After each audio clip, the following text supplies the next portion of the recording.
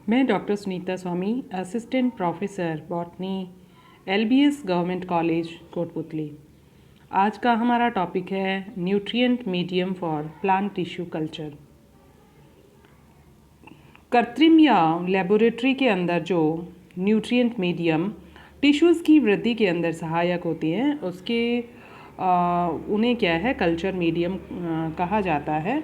वास्तव में जो लेबोरेटरीज़ की कंडीशंस के अंदर एक्सप्लांट है या फिर किसी टिश्यू की जो ग्रोथ करवाई जाती है तो उसे कल्चर कहा जाता है, और उसके लिए जिस मीडियम की आवश्यकता होती है उसे न्यूट्रिएंट मीडियम बोला जाता है। मीडिया के कंपोनेंट क्या हो सकते हैं? तो इसके अंदर है कि जो इम्पॉर्टेंट फैक्टर है मीडिया कंपोनेंट्स का, वो ये है कि कोई भी जो टिश्यू है उसको जब कल्चर करवाते हैं तो उसकी ग्रोथ और मॉर्फोजेनेसिस के लिए इस मीडियम की आवश्यकता होती है। और ये जो बेसिक न्यूट्रिएंट मीडिया है इसकी रिक्वायरमेंट होती है जो कल्चर प्लांट सेल्स है या फिर उसके सिमिलर कुछ सेल्स है या फिर पूरे प्लांट की जो ग्रोथ है, उसके लिए हमें कल्चर मीडियम की ज़रूरत होती है। जो प्लांट टिश्यू कल्चर टेक्निक है उसके अंदर जो मीडिया होते हैं वो मेनली बने हुए होते हैं मैक्रोन्यूट्रिएंट के या फिर माइक्रोन्यूट्रिएंट के, विटामिन्स, अमीनो एसिड और कुछ नाइट्रोजन सप्लीमेंट से मिलकर के। उसके अलावा शुगर है और कुछ जो है ऑर्गेनिक सप्लीमेंट्स हैं, सॉलिडिफाइंग एजेंट है या सपोर्ट सिस्टम है, और ग्रोथ रेगुलेटर्स की आवश्यकता होती है। और बहुत सारे जो मीडिया है उनका प्रिपरेशन मेनली जो सेल है या फिर टिश्यू है उसके कल्चर के लिए लिया जाता है। और जो ये जो मीडिया है वो सिंथेटिक होते हैं या फिर नेचुरल हो सकती हैं। जैसे कोकोनट मिल्क जो है वो नेचुरल मीडिया का काम करता है, और उसके अलावा जो सिंथेटिक है उसके अंदर वाइट का मीडियम, मुरासिगे और स्कूब मीडियम, गेम्बॉर्क और शेंक और हेबरलैंड का निश्च, लियोल्ड और मैकाउन का जो मीडियम है वो काम में ले लिया जाता है। और होल जो मीडिया है उसका प्रिपरेशन करने के लिए जो आवश्यक कंपोनेंट्स हैं वो इसके अंदर प्रदर्शित किए गए हैं। टिश्यू कल्चर के लिए जो मैक्रोन्यूट्रिएंट है उनका जो स्टॉक सॉल्यूशन है उसका प्रिपरेशन जो फाइनल मीडियम है उसकी तुलना में 10 गुना उसे तैयार कर लिया जाता है। और जो स्टॉक सॉल्यूशन है कैल्शियम साल्ट के लिए उसे प्रिवेंट करने के लिए प्रेसिपिटेशन की आवश्यकता होती है। उसके अलावा जो मैक्रोन्यूट्रिएंट का जो स्टॉक सॉल्यूशन है उसे फ्रिज के अंदर 2 डिग्री से 4 डिग्री सेंटीग्रेड पर बहुत सारे वीक्स के लिए रखा जा सकता है। और जो माइक्रो न्यूट्रिएंट्स हैं उनका जो स्टॉक सॉल्यूशन तैयार किया जाता है वो फाइनल जो मीडियम है उसकी तुलना में 100 गुना ज़्यादा होता है। और इसे जो है इस स्टॉक सॉल्यूशन को रेफ्रिजरेटर के अंदर या फ्रीज़र के अंदर कुछ वीक्स के लिए रखा जा सकता है। और आयरन जो स्टॉक सॉल्यूशन है उसे प्रिपेयर करके और सेपरेटली जो है स्टोर किया जा सकता है। और आयरन का जो स्टॉक सॉल्यूशन है उसका फॉर्मुलेशन किया है प्रिपेयरिंग के पश्चात भी रखा जा सकता है। विटामिन्स हैं कि कौन कौन से विटामिन्स हैं जिनकी ज़रूरत होती है टिश्यू कल्चर के लिए। तो वो है कि कैलस कल्चर करने के लिए जैसे इनोसिटॉल है या फिर पिरिडॉक्सिन है या फिर थाइमिन है या फिर जो निकोटिनिक एसिड है इनकी आवश्यकता होती है। और जैसे थाइमिन जो है वो ग्रोथ प्रमोटर होता है, उसके अलावा जो पेंटोथेनिक एसिड है उसकी भी आवश्यकता होती है। और ये जो विटामिन्स हैं इन्हें 100x और 1000x स्टॉक सॉल्यूशन के अंदर स्टोर करके रखा जा सकता है फ्रीजर के अंदर -20 डिग्री सेंटीग्रेड के ऊपर जो है। और विटामिन्स मतलब 2 से 3 महीनों तक जो है वो भी स्टॉक सॉल्यूशन के रूप में सही ढंग से रह सकते हैं। उसके अलावा ग्रोथ रेगुलेटर्स की आवश्यकता होती है, तो टिश्यू कल्चर के अंदर ऑक्सीन और साइटोकाइनिन का मेनली उपयोग किया जाता है।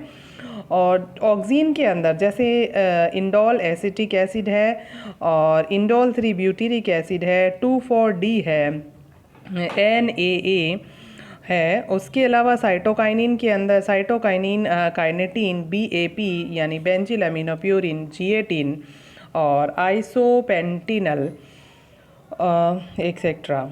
जो ऑक्सीन का उपयोग है सेल डिवीज़न एवं जो कैलस कल्चर है उसके लिए किया जाता है, और सोमेटिक एम्ब्रियो इंडक्शन के लिए किया जाता है और रूटनिंग के लिए। और साइटोकाइनिन का जो यूज है वो सेल डिवीज़न और शूट रीजनरेशन, उसके अलावा एक्सिलरी बड्स जो है उससे शूट इनिशिएशन के लिए काम में लिया जाता है। उसके अलावा एब्सिसिक एसिड है, उसका उपयोग शूट्स के अंदर और सोमेटिक एम्ब्रियोज की संख्या को बढ़ाने के लिए और उनके मैचुरेशन के लिए काम में लिया जाता है। और जो जिब्रेलिन है उसका उपयोग शूट इलोंगेशन के लिए और जर्मिनेशन के लिए काम में लिया जाता है। अब जो नैप्थेलिक एसिटिक एसिड है उसका जो स्मॉल अमाउंट है उसे 1N-NaOH या फिर KOH के अंदर जो है डिज़ोल्व करके रखा जा सकता है। और जो साइटोकाइनिन है उन्हें -20 डिग्री सेंटीग्रेड पर स्टोर करके रखा जा सकता है। साइटोकाइनिन का जो स्टॉक सॉल्यूशन है वो 100x और 1000x कॉन्सेंट्रेशन के अंदर रखा जाता है। हालांकि जो साइटोकाइनिन है उसे डिज़ोल्व करना थोड़ा सा मुश्किल होता है, फिर भी इसकी जो कुछ ड्रॉप्स है उसे 1NHCl और 1NaOH और KOH और DMSO डाई मिथाइल सल्फोनेट के लिए जो है उसके अंदर भी इसे तैयार किया जा सकता है। स्टॉक सॉल्यूशन को स्टोर करने के लिए इसकी मात्रा कम से कम 1 लीटर से 10 लीटर जो है बनाई जानी ज़रूरी है, और इसे फ्रीजर के अंदर, प्लास्टिक बैग्स के अंदर या फिर स्मॉल वाइल्स के अंदर जो है रखी जा सकती है। उसके अलावा अगर कभी हीटिंग की आवश्यकता हो तो जो माइक्रोवेव ओवन है उसके अंदर भी इसे हीट किया जा सकता है, गर्म किया जा सकता है। अब जो मुरासिगे और स्कूग मीडियम है, उसके अलावा वाइट मीडियम है, न्यूमान है, निश्च और निश्च गैम्बर्ग मीडियम है, उनको इस तरह से बताया गया है कि भाई इसमें sucrose, casein hydrolysate, glycine solution, mineral solution, FE solution, magnesium solution, vitamin solution, folic acid solution, biotin solution, 2.4-D solution, indole acetic acid solution और kinetin solution, BAP solution, inositol calcium और कोकोनट मिल्क जो है उसके अलावा इनकी जो pH है वो कितनी रखी जाती है। मुरासिगे और Skoog medium, Nitsch medium, White medium, इनके अंदर जो pH है वो लगभग इक्वल सी होती है, और जो अगार है जो कि एक सॉलिडिफाइंग एजेंट के लिए काम में लिया जाता है उसकी मात्रा भी जो है वो सिमिलर हो सकती है।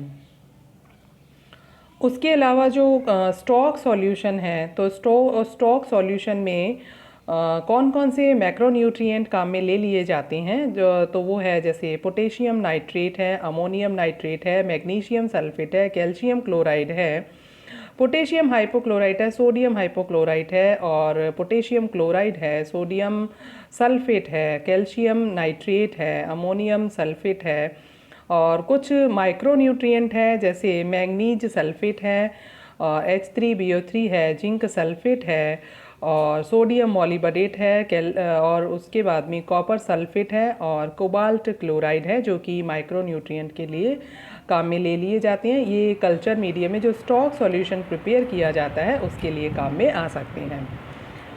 उसके अलावा जो केसीन हाइड्रोलाइसेट है और कुछ अमीनो एसिड के अंदर जिसे कि 200 पार्ट पर मिलियन के रूप में काम में लिया जाता है, जैसे लाइसिन है उसकी कॉन्सेंट्रेशन कितनी काम में ली जाएगी, हिस्टिडीन है, ऑर्जिनिन है, और इस तरह से aspartic acid, threonine, serine, glutamic acid, proline, alanine, valine, methionine, isoleucine, tyrosine, phenyl alanine, leucine और ग्लाइसिन, इनकी कितनी मात्रा जो है वो किस कॉन्सेंट्रेशन के अंदर इसे टिश्यू कल्चर जो मीडिया प्रिपेयर किया जाता है उसमें काम में लिया जाता है, वो उसके अंदर जो है वो प्रदर्शित किया गया है। अब ये आता है कि जो टिश्यू कल्चर के लिए हम मीडिया प्रिपेयर करते हैं उसके लिए हमें करना क्या चाहिए। तो सबसे पहले है कि ऐसा मीडियम हमें लेना चाहिए जो कि किसी प्लांट की ग्रोथ को मैक्सिमम रूप से जो है वो बढ़ाने के अंदर सहायक हो, और कोई भी जो न्यूट्रिएंट मीडिया है उसके अंदर हम इम्प्रूवमेंट करने के लिए थोड़ा बहुत मात्रा के अंदर परिवर्तन जो है वो कर सकते हैं। और जितने भी माइक्रोन्यूट्रिएंट है, मैक्रोन्यूट्रिएंट है, अमीनो एसिड है, शुगर है, इनऑर्गेनिक साल्ट्स हैं, विटामिन्स हैं, और जो ग्रोथ रेगुलेटर्स हैं उनका एक जो फिक्स रेशियो है उसको यूज़ में लेकर के और कल्चर मीडियम को जो है वो तैयार कर लिया जाता है। और इनको तैयार करने के लिए जो नेचुरल मीडियम है जैसे कोकोनट मिल्क है और जो केसिन हाइड्रोलाइसेट है उसको काम में लिया जाता है। और जब हम इसमें जो लिक्विड मिलाएंगे तो वो होगा डिस्टिल्ड वाटर, और सेमी सॉलिड या फिर जेली के रूप में हम 0.8% जो अगार है उसको मिलाते हैं। मेनली जो ये मीडियम हम तैयार करते हैं वो एसिडिक इन नेचर का होता है, यानी जो इसकी पीएच है वो 5.8 के इक्वल होनी चाहिए। और ये जो मीडियम है इसको हम पेट्री प्लेट के अंदर या फिर फ्लास्क में भर करके और एब्जॉर्बिंग कॉटन के अंदर जो अंदर बंद करके और इसे रख देते हैं। और हम जो एब्जॉर्बिंग कॉटन इसलिए यूज़ में लेते हैं ताकि इसमें से गैसियस एक्सचेंज जो है वो हो सके और कंटेमिनेट जो है वो इसके अंदर ऐड नहीं हो सकते हैं। Thank you.